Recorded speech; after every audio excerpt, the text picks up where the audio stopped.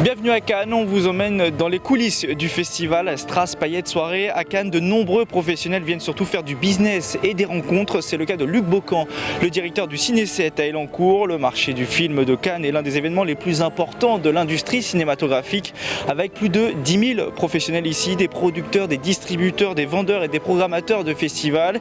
Et côté film, on trouve de tout à Cannes, le meilleur comme le pire, du plus classique au plus surprenant.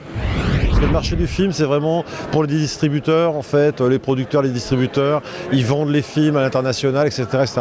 Mais ils projettent aussi des films, donc on a accès des fois, de temps en temps, on peut réussir à choper, si je puis dire, une invitation pour aller voir un film ou deux, mais c'est quand même assez rare. Alors au marché du film, il y a un peu tout et n'importe quoi, enfin ça c'est normal, hein. Il y a tous les genres, du gore, de la série Z, de la série B, etc., etc. Par contre, dans les sélections officielles, on va dire, que ce soit Quinzaine, Acide, enfin, etc., je ne vais pas toutes les citer, il y a quand même plutôt du bon, voire du très très bon. On voit un maximum de films, c'est vachement important pour nous parce qu'on a exploitant, parce qu'on a assez peu le temps de voir les films en amont dans l'année, parce qu'on est tout le temps en train de courir après la mécanique, si je puis dire.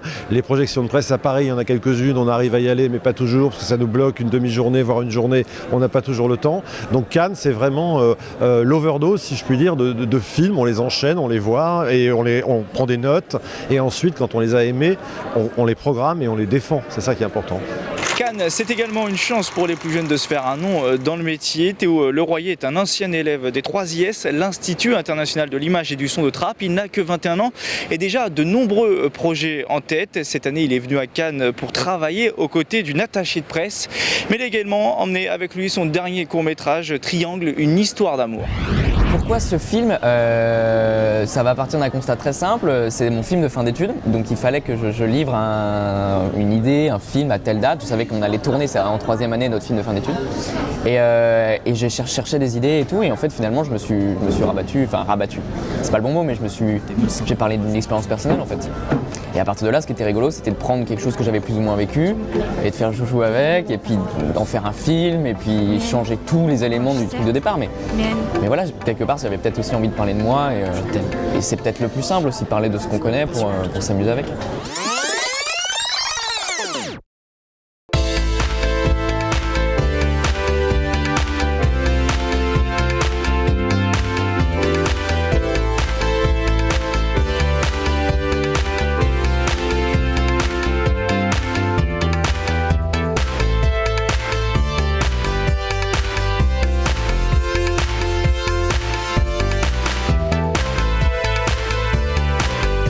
Moi, depuis tout petit, je regarde le festival avec mes parents à la télé, et c'était un peu un rêve de gosse. Et c'est vrai que à la télé, il y a tout le côté paillettes, il y a tout le côté comme ça. Et en fait, on se rend compte que quand on est là, les gens ne font que parler de cinéma. Et c'est un côté beaucoup plus, je sais pas comment dire, peut-être un peu familial, mais il y a un vrai côté, on est tous ensemble, je sais pas combien on est sur le festival, mais c'est énorme, on est tous avec nos petites accréditations, on sait tous, on se reconnaît dans la rue, on sait qu'on fait partie du festival. Et en fait, je trouve moi j'avais fait des belles rencontres et on discutait avec plein de gens, et en fait on ne parle que de ciné. Et on dit est-ce que tu as vu tel film à telle sélection, ah celui-là il est super, ah tu l'as vu, un machin, on discute en fait. On s'échange des places aussi pour essayer d'aller à la montée des marches, des choses comme ça, c'est de la bidouille, et c'est vraiment 10 jours dans une bulle ciné. Il pourrait se passer un truc à Paris qu'on ne le saurait même pas.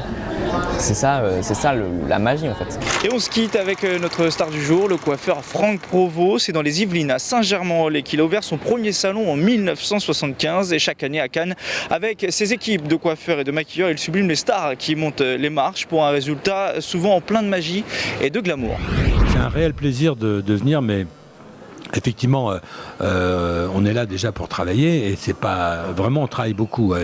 Et quand vous savez, les coiffeurs, on va coiffer on est basé nous au Martinez, mais on se déplace dans tous les hôtels, hein, et ça veut dire que les coiffeurs, sans arrêt, ils font la navette sur la Croisette avec leurs valises et tout, et je peux vous garantir que les valises, ça pèse, parce que on transporte les lacs, les produits, les épingles et tout. Donc quand ils ont fait ça, ça arrive qu'on commence des journées à 8h le matin pour des photos, et souvent à 23h ça se termine.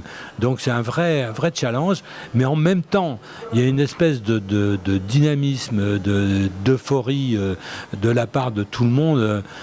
Donc finalement, on oublie la fatigue, quoi. Parce que ici, il se passe quelque chose, c'est magique, quoi. Il n'y a pas je trouve pas d'autres mots que pour qualifier Cannes.